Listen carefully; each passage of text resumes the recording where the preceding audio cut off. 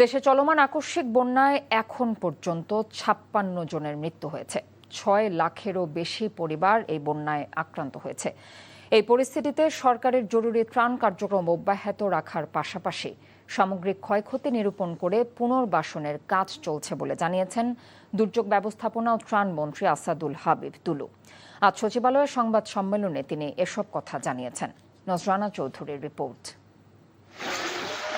চট্টগ্রাম, পার্বত্য চট্টগ্রাম সহ বন্যা কবলিত এলাকায় পানি কমতে শুরু করেছে, তবে বেড়ে চলেছে পানিবাহিত রোগ।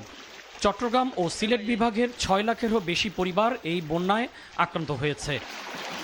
বন্যা পরিস্থিতি মোকাবেলা ও ক্ষয়ক্ষতি নিরূপণের জন্য এলজিআরডি মন্ত্রী মির্জা ফখরুল ইসলাম আলমগীরের সভাপতিত্বে মঙ্গলবার এক আন্তঃমন্ত্রণালয় বৈঠক অনুষ্ঠিত হয়। বৈঠক শেষে সরকারের একাধিক মন্ত্রী এক সংবাদ সম্মেলনে বন্যা পরিস্থিতির বিভিন্ন তথ্য তুলে ধরেন। ৮টি জেলা বন্যায় কবলিত হয়েছে। ক্ষতিগ্রস্ত পরিবার আমরা অ্যাসেসমেন্ট করে যতটুকু পেয়েছি সেটি হচ্ছে ৬,০৯,৪১১টি। ১,৭৫,০০,০০০ টাকা আমরা তাৎক্ষণিক বরাদ্দ দিয়েছি। ৩,২৫০ মেট্রিক টন চাল বরাদ্দ দেওয়া হয়েছে, শুকনা খাবার দেওয়া হয়েছে এবং এর বাইরে মাননীয় প্রধানমন্ত্রী তার ত্রাণ ভান্ডার থেকে প্রত্যেক জেলায় ২০ লক্ষ টাকা অতিরিক্ত বরাদ্দ দিয়েছেন।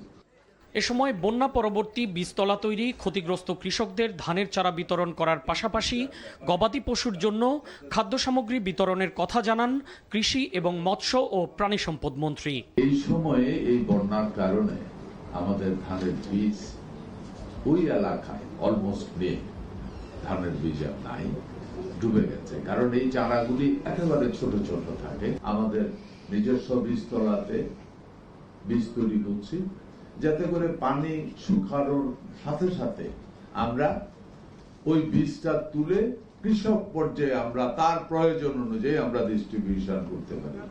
যদিও উত্তরবঙ্গে বহমান বিভিন্ন নদীর পানি এখনও বিপদসীমার উপর দিয়ে প্রবাহিত হচ্ছে, তারপরও পানি সম্পদ প্রতিমন্ত্রী আশা প্রকাশ করেন আগামী ২-১ দিনের মধ্যে বন্যার পানি নেমে যাবে।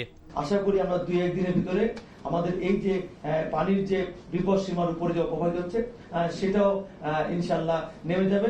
বাঁধগুলো পুনর্নির্মাণ এবং আমাদের বিশেষ করে পুনর্নির্মাণের পাশাপাশি সেখানে আমাদের এই বাস্তবতা নিরিখে আমাদের যে সবগুলো করণীয় দরকার, বিশেষ এমার্জেন্সি ভিত্তিতে আমাদের জরুরি ভিত্তিতে কাজ থাকে, সেই কাজগুলো আমরা করার নির্দেশনা দিয়েছি। বন্যা শেষ হলে মন্ত্রণালয় ভিত্তিক পূর্ণাঙ্গ ক্ষয়ক্ষতির হিসাব পাওয়া যাবে বলেও জানান দুর্যোগ মন্ত্রী। নজরানা চৌধুরী, এনটিভি নিউজ, ঢাকা।